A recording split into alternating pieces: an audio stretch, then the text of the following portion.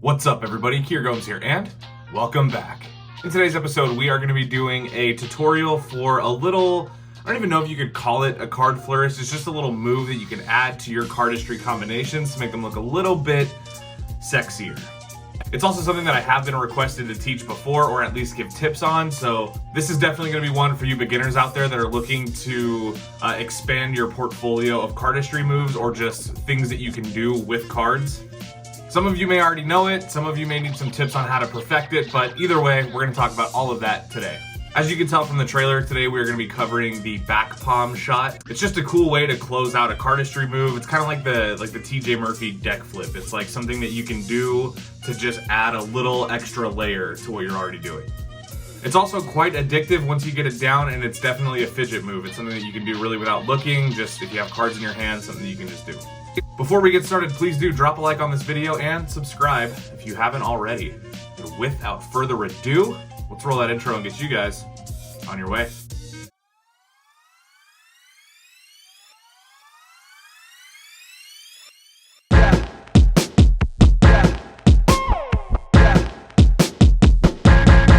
Let's go. Okay, so the back palm shot is really just kind of an extension of the back palm, which in Magic is used more as like a vanish. But basically what you do is you take a card and you just back palm it to make it look like it vanished. So you can do it like it's a toss up and you catch it. So that's the back palm. The back palm shot is essentially the same principle, only you're gonna hold it a little bit differently and you're gonna use it to shoot the card into the deck or back on top of the deck. So that is what we're gonna learn today. So grab a deck of cards and let's get into it. Okay, so once you've got your cards, what I would recommend for this is if this is your first time doing it or if you're just learning this, use a deck that's a little bit more worn in. The reason that you want to do that is because when cards are brand new, they're a lot more snappy, they have a lot more structure still in them, and they'll just kind of go flying. So I would recommend using a deck at first that's a little bit older, just one that you practice with or whatever. That way you'll have a little bit more control over how many times that thing flips or how far it goes. So now that you got your deck, let's get into the tutorial. Okay, so for this tutorial, I will be using the Reno Red Cherry Casinos. So first let me just show you what it's gonna look like. It's gonna look something like that. A good prerequisite for this would be having some understanding of the mechanics of the back palm. That's going to help you at least be comfortable having your hands in this position. Even though the mechanics for this are different ultimately than you would do to get into the back palm, it just helps to kind of be comfortable holding a card in that position. So ultimately what you want to do is whenever you're done with your flourish or whatever you're doing, you want to grab a card. And the way that you grab it is a little bit important, and we're going to talk about why that is fairly soon. But you want to grab the card with your middle finger somewhere towards the middle of the deck, and your thumb kind of parallel to that on the other side of the card. And the reason for that is because you're going to need to spin the card a little bit, not like a padiddle, but you're just going to need to alter the position of the card. Then you're going to use your index and pinky to clip the card.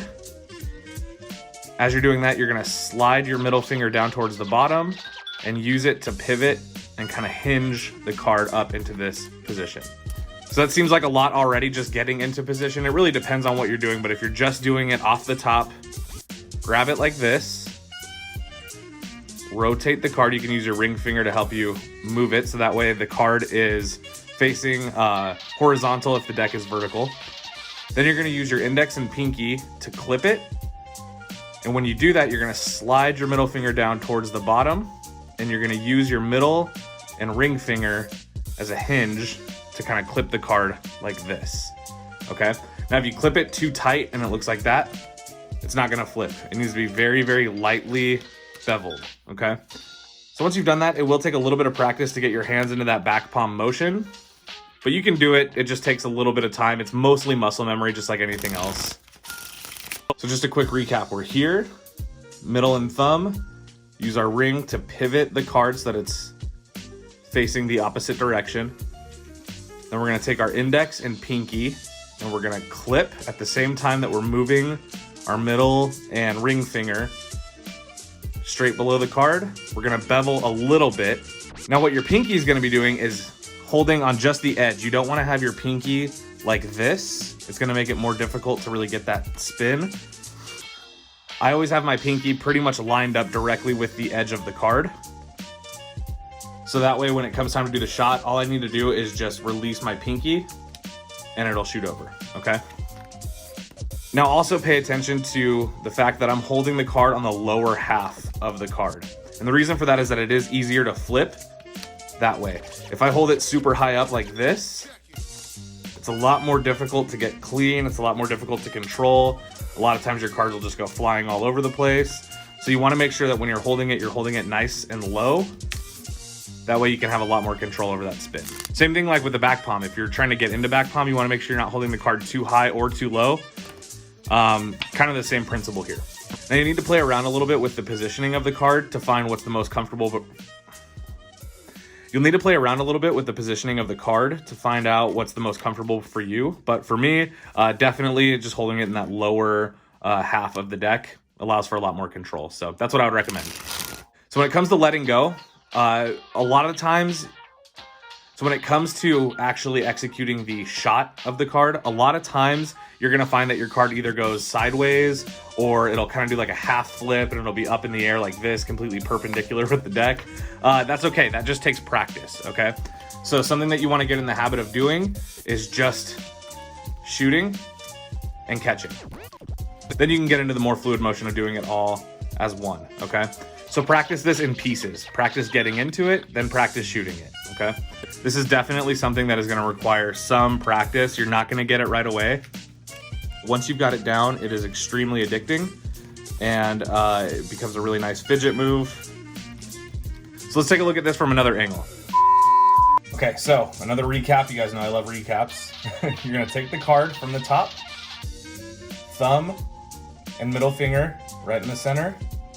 Use your ring finger to pivot it so that way it's not lined up with the deck. Index finger and pinky are gonna clamp, and at that same time you're gonna curl your fingers and straighten them out like that. Just like you would do for the back palm, it's the same idea. The only difference is where you grab the card is gonna be a little bit more precise. So you grab it, pivot, clamp. Now we're ready to execute. Remember, you wanna have your index finger kind of grazing the edge and your pinky barely touching it, okay?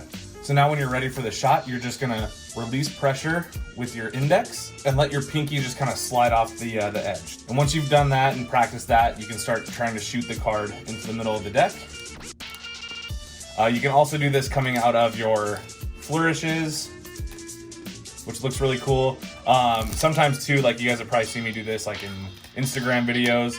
I'll do a magic effect, whether it's like, you know, an ambitious card or a color change or whatever, and then I'll just shoot the card back into the middle. Now all you need to do that is just flick it a little bit harder so you can get a flip and a half, and then you can close it, which keeps all the cards in the right orientation. So one more time, we're gonna grab it middle and thumb, pivot, hinge, pinch, a little bit of pressure, and then we're just gonna shoot. And that's all there is to it. Well guys, thank you so much for watching today's episode and my tutorial on the back palm shot.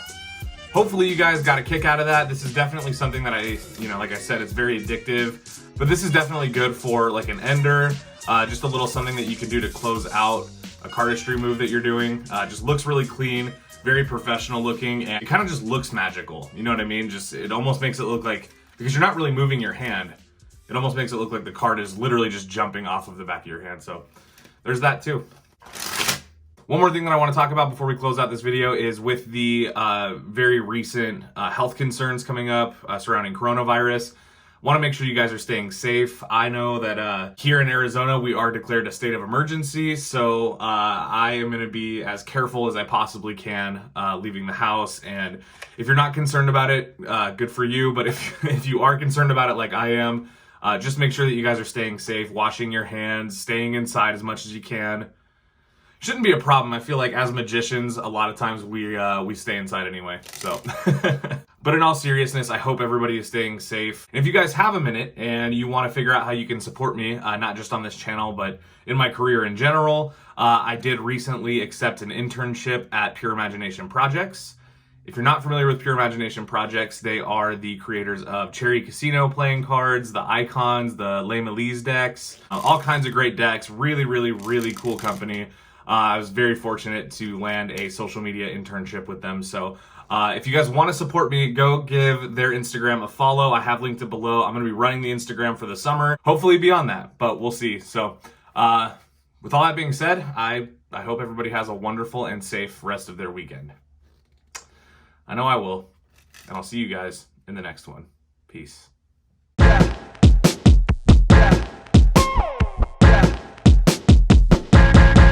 Let's go.